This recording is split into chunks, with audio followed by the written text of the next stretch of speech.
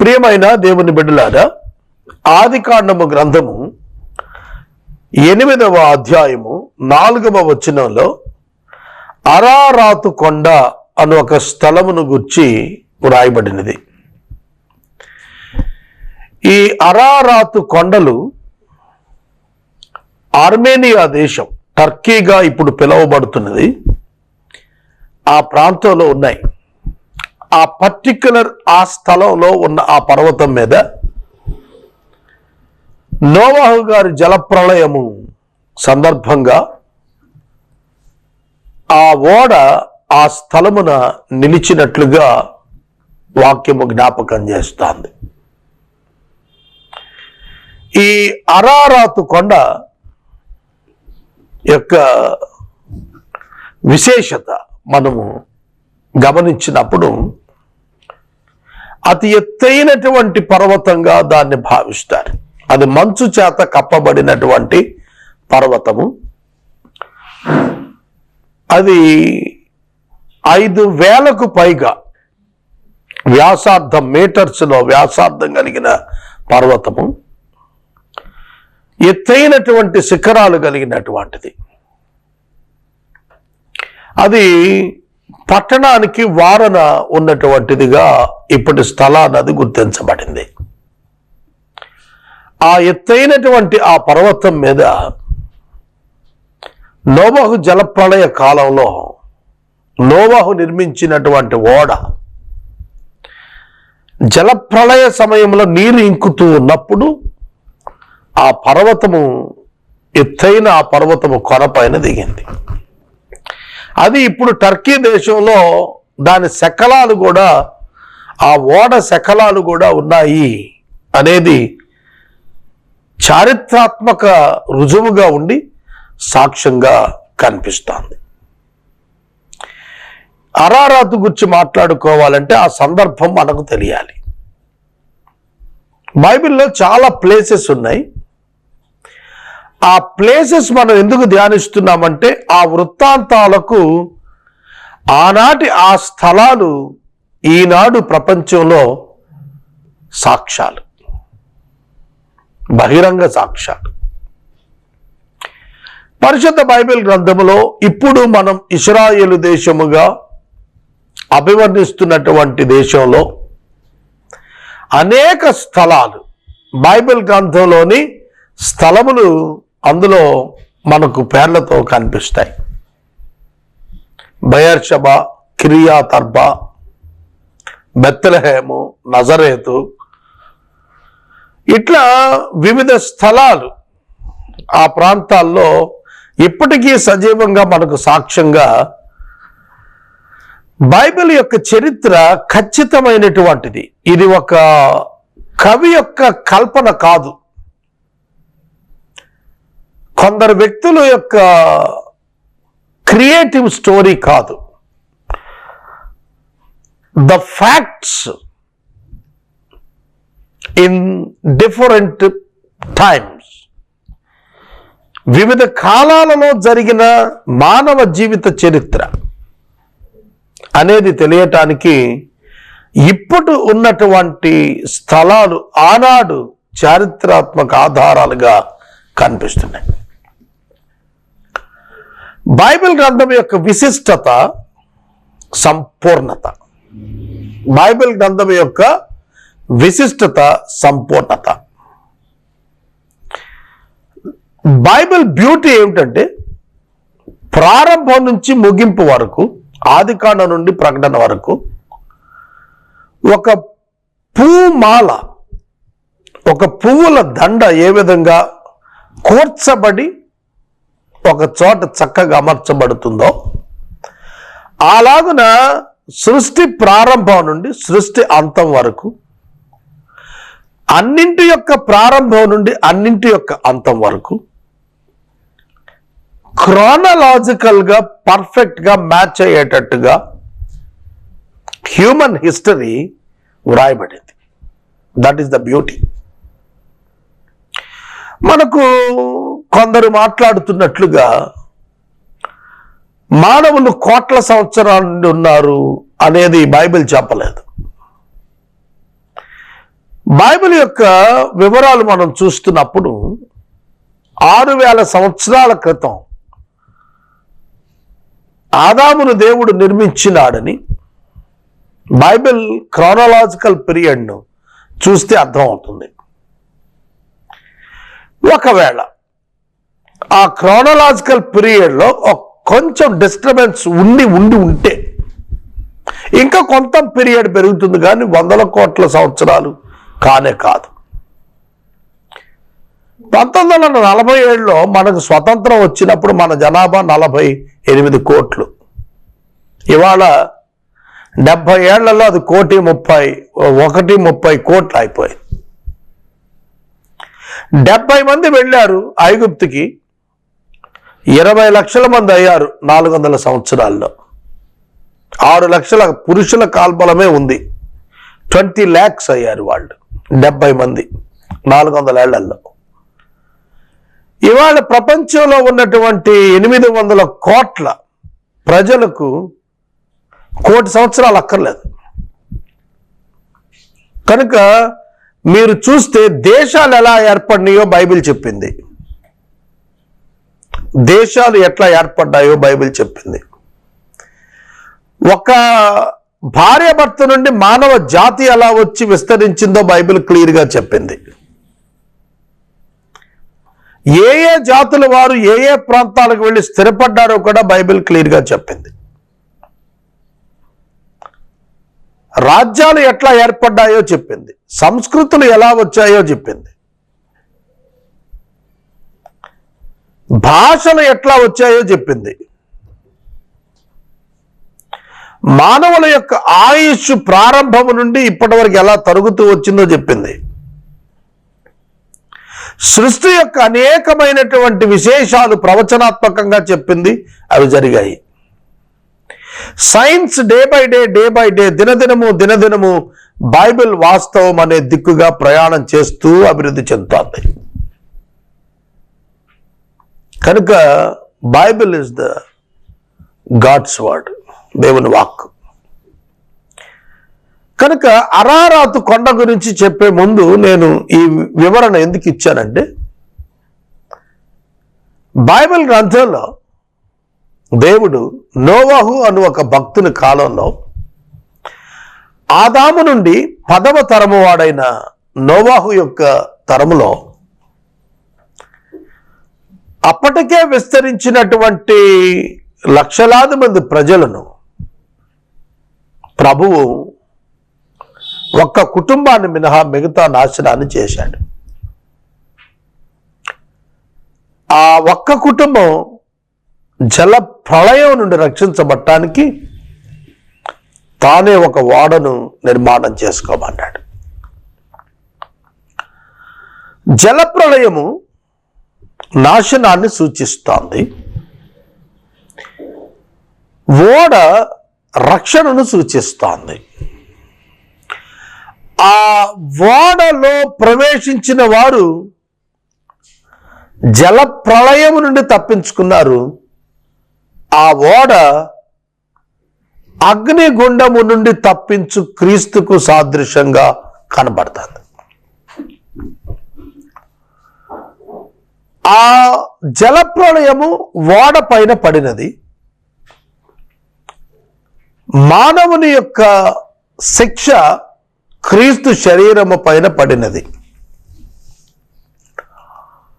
జల ప్రళయమున ఓడలో నున్నవారు తప్పించుకున్నట్లు అగ్నిగుండము నుండి క్రీస్తు యేసు నందున్న వారు తప్పించుకోబోతున్నారు. లోకము దేవుని దృష్టిలో నశించింది. దేవుని ఉగ్రత లోకం మీదకు రాబోతుంది. రక్షణార్థమైన ఓడ నీతిమంతుల కొరకు ఇవ్వబడింది. అలాగే దేవుని యొక్క మహా ఉగ్రత లోకం మీద కృమ్మరించబడబోతోంది. ఆ ఉగ్రత నుండి నీతిమంతులైనటువంటి వారు తప్పించుకోవటానికి యేసుక్రీస్తు ప్రభువు అను రక్షకుణ్ణి దేవుడు ఈ లోకానికి పంపాడు. ఈ సువార్త మర్మం ఈ నోవహు ఓడ యందు మనకు బహిరంగంగా పోలికగా తెలియచేయబడుతోంది. ఆదికాండము 6వ అధ్యాయము దేవుడైన యెహోవా భూమి మీద విస్తరించినటువంటి మనుషులను చూచినప్పుడు వారు తమ మార్గములను చెరిపివేసుకొని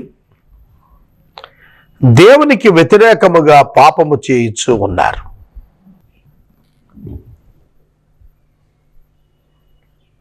దేవుని కుమారులు నరుల కుమార్తెలు అందముగా ఉన్నారని చూచి వారిని వివాహం చేసుకున్నారు అన్నప్పుడు విశ్వాసులైనటువంటి దేవుని కుమారులు అవిశ్వాసులైన స్త్రీలను వివాహం చేసుకున్నారు. అది అక్కడ అర్థం. నెఫీలీయులు అనేటువంటి బలత్కారులు ఆ దినాన వారికి జన్మించారు. ఉన్నత దేహులు, దేహదారుఢ్యములో ఉన్నతమైన దేహం కలిగిన వారు, క్రూరత్వంలో క్రూరత్వాన్ని కలిగిన వారు, దేవుని తిరస్కరించిన జనాంగం. ఆ కారణం చేత దేవుడైన యెహోవా భూమి మీద నరులను చేసినందుకు సంతాపనము నొంది తన హృదయములో నొచ్చుకుని భూమి మీద నేను సృజించినటువంటి నరులతో కూడా జంతువులను, పురుగులను, ఆకాశ పక్షాదులను భూమి మీద ఉండకుండా తుడిచివేస్తాననే నిర్ణయానికి వచ్చాడు. God did not spare the sin and he want to judge it. పాపమును పరిహరించడానికి దేవుడు మనుషులను భూమి మీద నుండి తీసేస్తా అన్నాడు. నీతిమంతుడైనటువంటి నోవాహు ఒక్కడు మాత్రమే దేవుని దృష్టిలో ఆ దినమున కృపనొందిన వాడయ్యను. అతని భార్య, 3 కుమారులు, 3 కోడండ్రు, 8 మంది ఆ దినాన దేవుని యొక్క కృప పొందినటువంటి గుంపున ఉన్నారు. వారు నోవాహు యొక్క 3 కుమారులు హాము, షేము, యాపేతు. కనుక 4 పురుషుల పేర్లు వ్రాశాడు, 4 స్త్రీల పేర్లు వ్రాయలేదు పరిశుద్ధాత్మ దేవుడు. నోవాహు 500 సంవత్సరాల వయస్సు ఉన్నప్పుడు దేవుడైన యెహోవా నోవాహునకు చెప్పాడు, నా సన్నిధిని మనుషుల యొక్క అంతము సమీపించి ఉన్నది, ఇదిగో వారిని భూమితో కూడా నశింపచేస్తాను, చితిసారకపు మానుతో నీ కొరకు వాడ చేసుకునము, అది చేసుకునవలసిన విధానం ఇది అని చెప్పి ఆయన కొలతలు ఇచ్చాడు. నోవాహు జలప్రళయాన్ని గుర్చినటువంటి సమాచారం ప్రభు అతనికి తెలియచేస్తున్నాడు. నేను భూమి మీద ఉన్న సమస్తాన్ని నాశనము చేస్తాను. నీవు ఒక్కడవే నా ఎదుట నీతిమంతుడవై ఉండుట నేను చూచితిని గనుక నీవును నీ ఇంటి వారు వాడలో ప్రవేశించండి. ఇది ప్రభు వారికి ఇచ్చినటువంటి ఒక గొప్ప అవకాశం, బ్రతుకుట కొరకు అవకాశం. తర్వాత దేవుడైన యెహోవా ఆకాశ పక్షులలోను భూజంతువులలోను ప్రతిదానిని 2 చొప్పున, మగది ఆడది చొప్పున తీసుకొని ఓడలోనికి తీసుకోమన్నాడు. 500 సంవత్సరాల వయస్సున్నటువంటి నోవాహు ఈ ఆజ్ఞ పొంది 600 సంవత్సరాల వయసు వాడయ్యాడు. జల ప్రవాహము భూమి మీదకు వచ్చేప్పటికీ నోవాహునకు ఓడ నిర్మాణం చేయమనేప్పటికి మధ్య 100 సంవత్సరాలు. 100 సంవత్సరాల్లో దేవుడు నోవాహుతో మాట్లాడినట్లుగా ఎక్కడ వ్రాయలేదు స్క్రిప్చర్లో.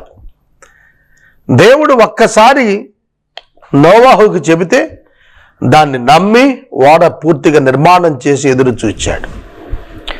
ఇక అతని వయసు 600 సంవత్సరాలకు వచ్చినప్పుడు దేవుడైన యెహోవా చెప్పాడు, జల ప్రవాహములు తప్పించుకొనుటకు ఆ ఓడలోనికి ప్రవేశించమని చెప్పి దేవుడు ఆజ్ఞ ఇచ్చాడు. ఆ విధంగా నోవాహు భార్య, హాము, షేము, యాపెతు వారి భార్యలు, అలాగే దేవుడు అనుగ్రహించినటువంటి ఆ యొక్క జంతువులన్నీ కూడాను ఆ ఓడలో ప్రవేశించారు. దేవుడైన యెహోవా ఆ ఓడ తలుపులను మూసి 40 దినములు పగళ్ళు రాత్రులు దివారాత్రులు ఆకాశపు తూములను విప్పి 40 పగళ్ళు రాత్రులు ప్రచండ వర్షము భూమి మీద కురిపించాడు. వారు లోపలికి వెళ్ళారు.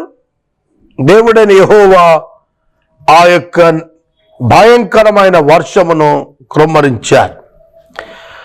ఆ జాతుల ప్రకారముగా అవన్నీ కూడా ఓడలో ప్రవేశించగా దేవుడు వాటి యొక్క మూత, door of the arc was closed by God, దేవుని చేత ఆ యొక్క మూత మూయబడినట్లుగా చూస్తాం. ఆ జల ప్రవాహము 40 దినములు భూమి మీద ఉన్నది. జనములు విస్తరించి ఓడ తేల చేసినందున అది భూమి మీద నుండి లేచెను. నోవహు కాలములో కూడాను సముద్రము యొద్ద ఓడల నిర్మాణం ఉన్నది. అయితే నోవహు నిర్మించినటువంటి ఓడ పట్టణము మధ్యలో. అదే విచారం. ఆనాటి ప్రజలు విచారంగా భావించారు. ఏమిటి మైండ్లెస్ ఫెలో అనుకున్నారు. నోవహు హేళన చేశారు. సముద్రం దగ్గర ఓడలు ఉంటాయి కానీ ఊరి మధ్యలో కట్టుకొని జలప్రలయం వస్తుందని బోధ చేస్తున్నావు ఏమిటిది అని. ఈనాటి క్రైస్తవుని పరిస్థితి కూడా అలాగే ఉంది. అగ్ని చేత భూమి మిక్కుటమైన వేండ్రంతో లయమైపోతుంది, జాగ్రత్త, మారు మనసు పొందండి అని చెబుతుంటే మానవులు ఆనాడు ఎలా నమ్మలేదో ఈనాడు కూడా అలాగే నమ్మటం లేదు. ఆ ఓడ భూమి మీద నుండి పైకి లేచింది. ఆ ఓడ భూమి మీద నుండి పైకి లేచి అది ప్రయాణం చేయటం, నీళ్ల మీద నడవటం ప్రారంభించింది. భూమి మీద అత్యధికముగా నీళ్లు ప్రబలిపోయినందున గొప్ప పర్వతాలన్నీ మునిగిపోయినవి. ఎటువంటి ఫ్లడ్ ఇక మీరు ఆలోచించండి. ఎత్తైనటువంటి శిఖరాలున్నటువంటి పర్వతములు అన్నీ మునిగిపోయాయి. వేల మీటర్ల ఎత్తున్నటువంటి శిఖరాలున్నవి మునిగిపోయాయి. ఈ ఓడ ఒక్కటే విశ్వమంతటిలో తేలియాడుతూ ఉన్నది. దాని యందు వారు సమకూర్చుకున్న ఆహారము చేత 1 సంవత్సరము 10 దినములు నేల మీద నీరు ఇంకేటప్పటికి పట్టింది. దీనిలో మనకు ఆదికాండము గ్రంథం 8వ అధ్యాయములో మనం చూస్తున్నప్పుడు 7వ నెల 17వ దినమున ఓడ అరారాతు కొండల మీద నిలిచింది. ఈ ఓడ అరారాతు కొండల మీద నిలిచింది. ఇది టర్కీ దేశంలో ఉన్నది. ఇప్పుడు ఇది 7వ నెల 17వ తారీఖున ఇది జరిగితే మొదటి సంవత్సరం పూర్తయింది. 2వ సంవత్సరం 2వ నెల 27వ తారీఖు, అంటే 1 సంవత్సరము 10 దినముల తరువాత, 1 సంవత్సరము 10 దినముల తరువాత వారు భూమి మీదకు వచ్చినట్లుగా మనకు వాక్యము తెలియచేస్తాను. నోవాహు యొక్క వయస్సు 600 సంవత్సరం.